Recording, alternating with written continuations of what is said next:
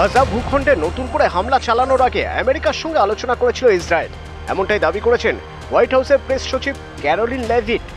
মঙ্গলবার ভোর থেকে গাজায় আবার হামলা শুরু করেছে ইসরায়েল। পরপর গোলাবর্ষণে 200 জনেরও বেশি প্যালেস্টাইনি নাগরিকের মৃত্যু হয়েছে, আহত হয়েছেন আরও অনেকে, মৃতের সংখ্যা আরও বাড়তে পারে। লেভিট জানিয়েছেন, গাজায় হামলা করার বিষয়ে আমেরিকার প্রেসিডেন্ট ডোনাল্ড ট্রাম্পের প্রশাসন এবং হোয়াইট হাউসের সঙ্গে আলোচনা করেছে ইসরায়েল।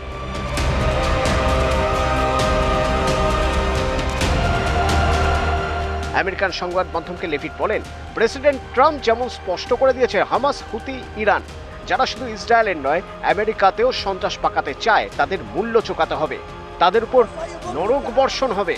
বস্তুত এই নরক বর্ষিত হওয়ার হুঁশিয়ারি এর আগেও শোনা গিয়েছিল ট্রাম্পের গলায়। ইসরায়েল হামাস যুদ্ধবিরতি নিয়ে প্রকাশ্যে হামাস গোষ্ঠীর উদ্দেশ্যে তিনি জানিয়েছিলেন, হয় হামাস সব পণবন্দীকে মুক্তি দেবে, না হলে তাদের উপর নরক বর্ষিত হবে।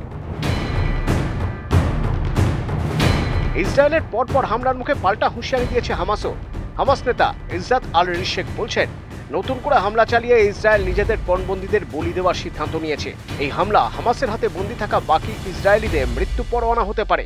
দর কষাকষি করে ইসরায়েল যা পায়নি, যুদ্ধ করেও তা পাবে না। গত জানুয়ারিতে আমেরিকা, মিশর এবং কাতারের মধ্যস্থতায় প্যালেস্টাইনপন্থী সশস্ত্র গোষ্ঠী হামাস এবং ইসরায়েলের সাময়িক যুদ্ধবিরতিতে রাজি হয়। 19 জানুয়ারি তা কার্যকর হয়। দুপক্ষই বন্দিমুক্তি প্রক্রিয়াও শুরু করে। 1 মার্চ যুদ্ধবিরতির প্রথম দফার মেয়াদ ফুরিয়েছে। ইসরায়েল চাইছে ওই মেয়াদ আরও বাড়াতে। এই অবস্থায় মঙ্গলবার বেশি রাতের দিকে গাজা ভূখণ্ডে পুনরায় হামলা ইসরায়েলের। তাদের দাবি, সেখানে হামাসের গুরুত্বপূর্ণ অঞ্চলগুলোতে হামলা চালানো হচ্ছে।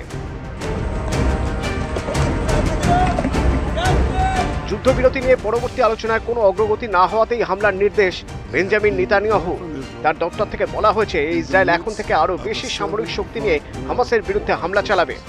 সংবাদ সংস্থা এএফপিকে ইসরায়েলের এক আধিকারিক জানিয়েছেন, যতক্ষণ প্রয়োজন ততক্ষণ হামলা চালিয়ে যাবে ইসরায়েল।